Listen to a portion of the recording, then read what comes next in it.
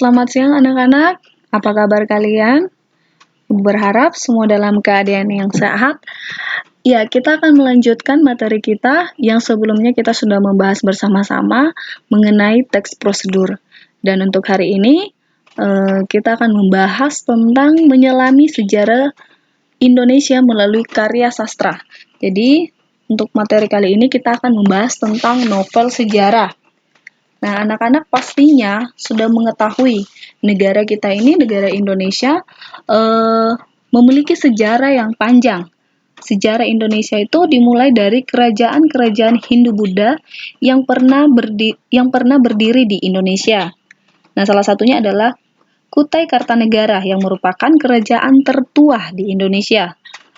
Indonesia pernah mengalami yang namanya kejayaan pada zaman Kerajaan Majapahit. Nah, di sini Majapahit mampu menyatukan Nusantara yang kemudian dikenal dengan nama Indonesia. Sejarah panjang bangsa Indonesia memasuki babak baru ketika penjajahan negara asing masuk ke Indonesia. Nah, itu dimulai pada penjajahan Belanda selama 350 tahun dan Jepang selama hampir 4 tahun. Nah, berbicara tentang sejarah Indonesia, sejarah perjuangan dan masa transisi bangsa Indonesia yang ditulis dalam berbagai macam dokumen sejarah. Nah, apa sih sebenarnya yang dimaksud dengan sejarah Indonesia? Pada yang tahu di sini apa yang dimaksud dengan sejarah Indonesia? Atau novel sejarah Indonesia? Nah, kita lihat bersama-sama. Di sini dikatakan sejarah Indonesia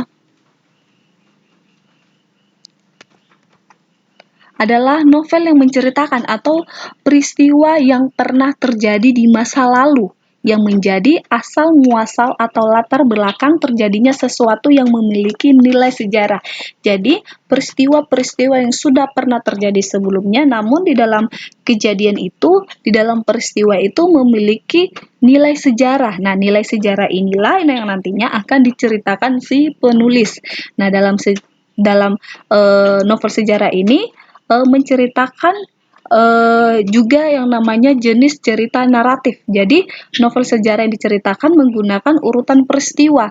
Jadi, kapan peristiwa itu terjadi, bagaimana peristiwanya, nah itu akan diurutkan. Bagaimana cerita atau kronologis dari kejadian tersebut.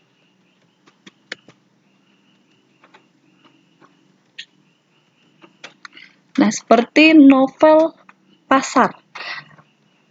Novel Pasar yang ditulis oleh Kunto Wijoyo.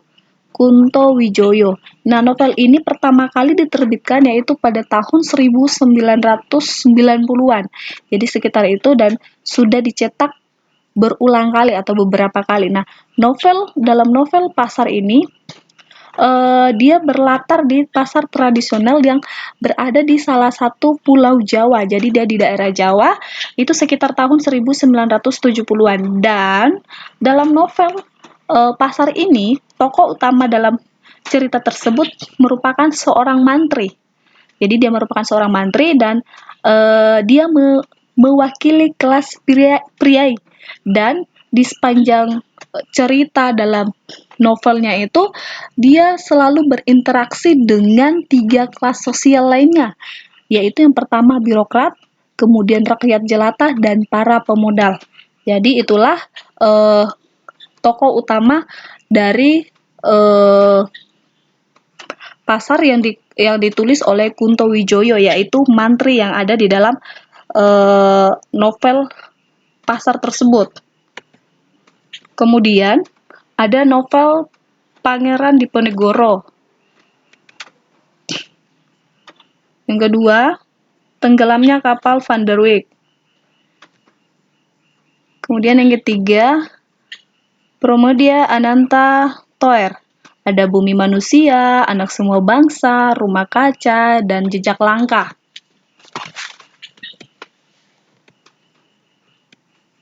Nah, bagaimana cara menemukan informasi penting dalam cerita novel sejarah?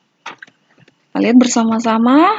Nah, suatu cerita sejarah atau novel sejarah merupakan suatu karya sastra yang memiliki informasi penting yang terkandung dalam ceritanya. Nah, informasi yang penting ini dapat diketahui baik secara tersurat maupun tersirat. Nah, informasi penting dalam novel sejarah mengarah pada fakta atau yang dijadikan sebagai latar pencitraan dalam novel tersebut. Selain latarnya, ada yang namanya latar kejadian atau informasi dapat digali dari suatu novel sejarah. Nah, seperti tokoh dan peristiwa yang mengiringi kehidupan dalam tokoh tersebut. Jadi kita bisa tahu perjalanan tokoh yang ada di dalam cerita tersebut, bagaimana urutan peristiwa atau kejadian-kejadian yang sudah dialami si tokoh dalam cerita tersebut. Nah, dalam karya sastra juga, novel sejarah berhubungan yang namanya unsur intrinsik dan ekstrinsik.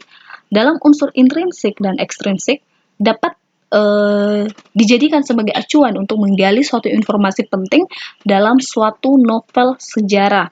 Nah, yang pertama, ada yang namanya unsur intrinsik. Unsur intrinsik ini adalah unsur-unsur yang secara langsung. Jadi dia secara langsung membangun sebuah teks sejarah. Nah, dalam hal cerita sejarah, berwujud novel, kepaduan unsur intrinsik ini membuat sebuah cerita sejarah terwujud. Dan dalam unsur intrinsik ini, dia terbagi lagi. Jadi dia terbagi atas 6 bagian. Yang pertama adalah tema, kemudian yang kedua adalah alur atau plot, kemudian yang ketiga adalah penokohan, yang keempat adalah sudut pandang, yang kelima adalah latar, dan yang terakhir adalah amanat. Tema. Nah, tema adalah ide pokok sebuah cerita. Dengan adanya tema, berarti kita bisa menjelaskan cerita dari tema tersebut. Misalnya tadi tentang novel pasar. Nah, dengan kita mengetahui bahwa novel pasar, kita sudah tahu tokoh-tokohnya, kita tahu peristiwanya, dan kita bisa menemukan penjelasan-penjelasan dari setiap paragraf yang terkandung di dalam cerita tersebut. Kemudian yang kedua adalah alur atau plot.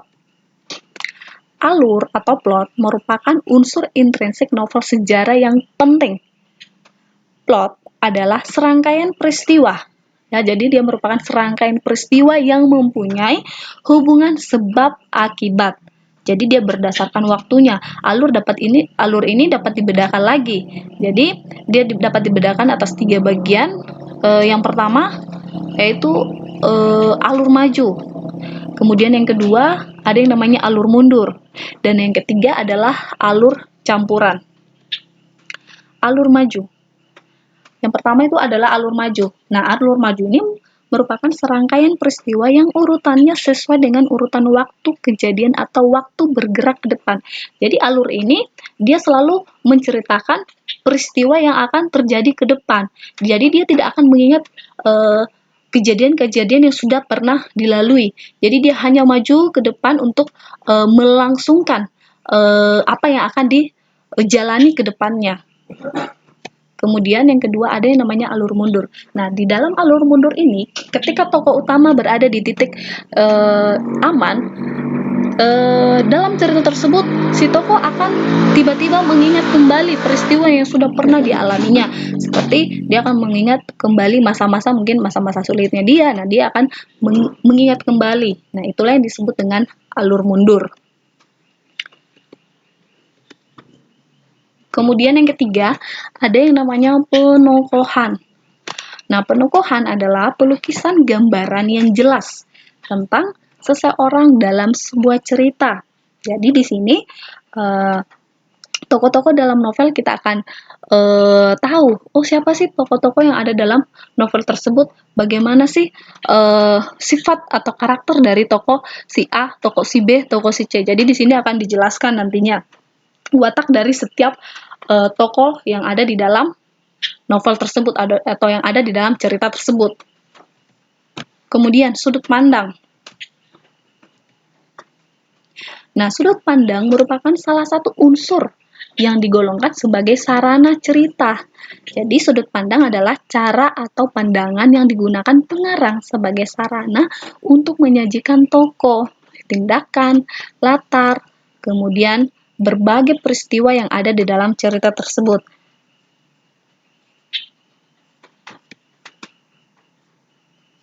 Nah, misalnya di sini tadi si penulis mencantumkan sudut pandang orang pertama atau sudut pandang orang ketiga.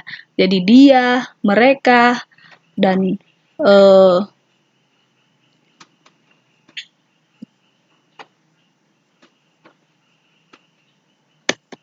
kemudian yang ke-5, latar.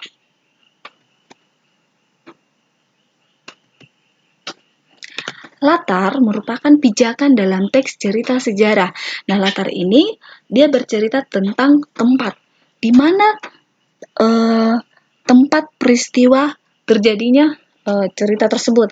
Kemudian waktunya kapan, suasananya bagaimana, dan lingkungan sosial budayanya seperti apa. Nah, itu akan dijelaskan nantinya di sini bagaimana tempatnya, waktunya, dan situasi atau suasana yang ada di dalam cerita tersebut.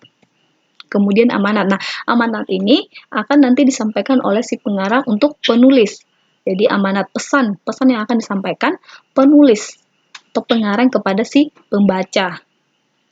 Jadi biasanya itu dia bersifat tentang budi pekerti atau bersifat akhlak dan susila. Yang kedua, tadi kan kita sudah membahas tentang unsur intrinsik. Sekarang kita membahas tentang unsur ekstrinsik. Unsur ekstrinsik adalah unsur yang berada di luar cerita sejarah. Nah, akan tetapi unsur ekstrinsik tersebut tidak secara langsung mempengaruhi atau sistem organisme dalam teks cerita sejarah.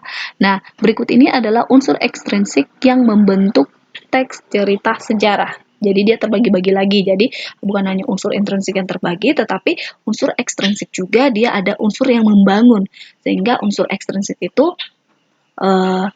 dapat terbentuk. Yang pertama, ada yang namanya rekaman kebesaran, ketinggian, dan kegemilangan pemerintah. Nah, di sini biasanya penulis akan menceritakan bagaimana situasi istana misalnya, atau bagaimana daya kreatif tinggi dalam merekam kebesaran yang ada di dalam istana, bagaimana kondisi di istana, bagaimana keadaan, sama saja. Kemudian siapa-siapa saja yang ada di dalam istana tersebut, bagaimana kemegahan yang ada di dalam istana. Nah, itu akan diceritakan di dalam rekaman kebesaran, ketinggian, dan kegemilangan pemerintah. Nah, biasanya ini akan terjadi di perintah raja atau bagian pemerintah.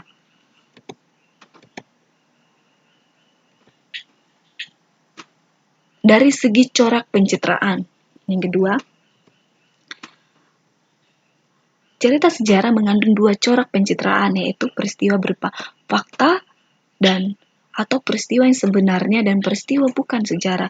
Jadi di sini dia akan melihat dari segi pencitraan. Jadi nanti akan ada yang namanya cerita yang akan benar-benar real, nyata. Namun di sini juga penulis akan menggabungkan situasi atau cerita yang hanya dibuat-buat atau sebuah mitos belaka. Jadi nanti akan digabungkan adanya pencitraan dalam penulisan novel tersebut. Nah, kemudian yang ketiga, ada namanya unsur bias. Nah, unsur bias merupakan ciri, sikap bias oleh pengarang atau penyalin terhadap suatu peristiwa.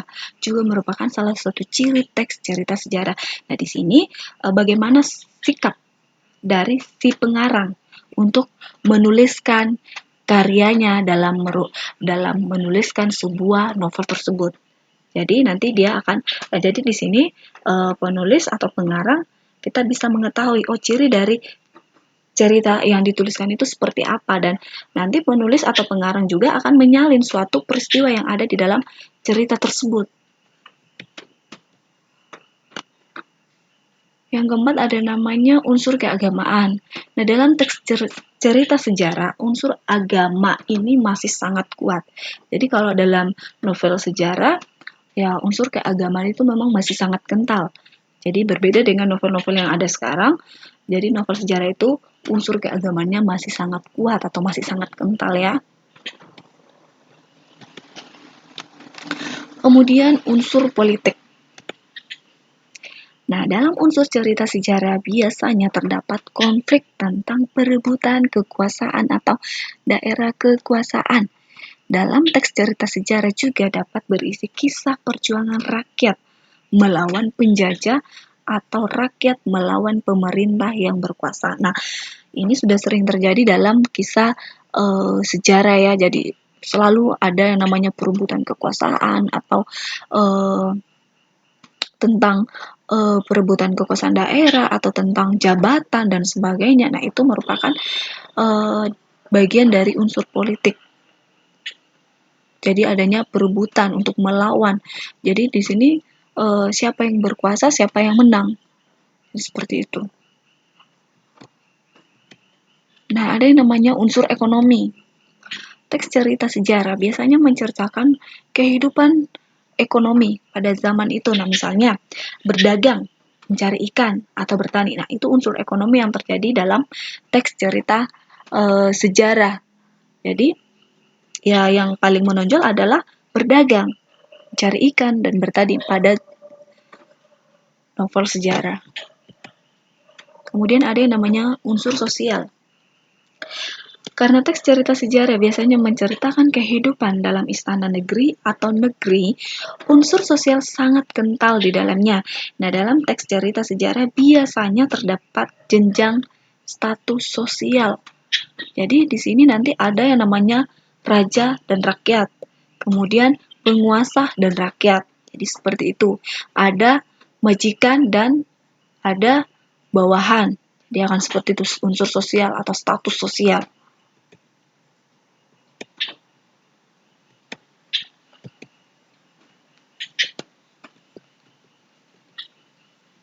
Oke, lanjut.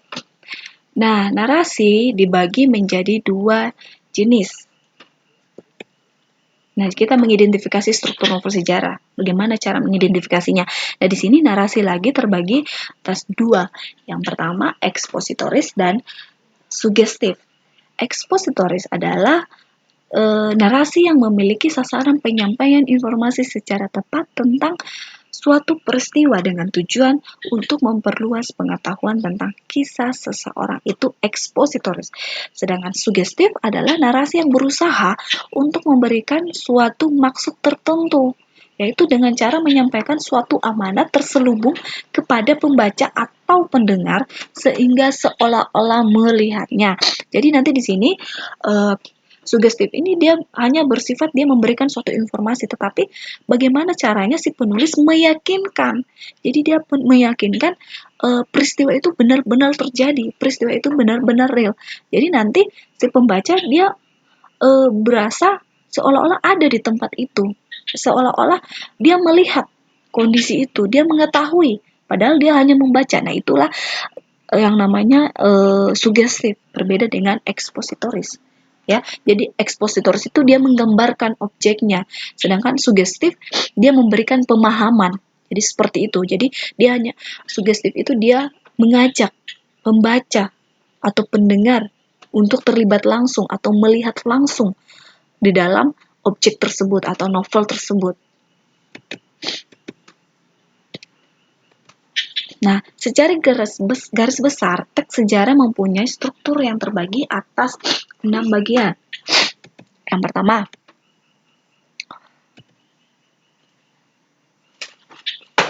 ada yang namanya abstrak.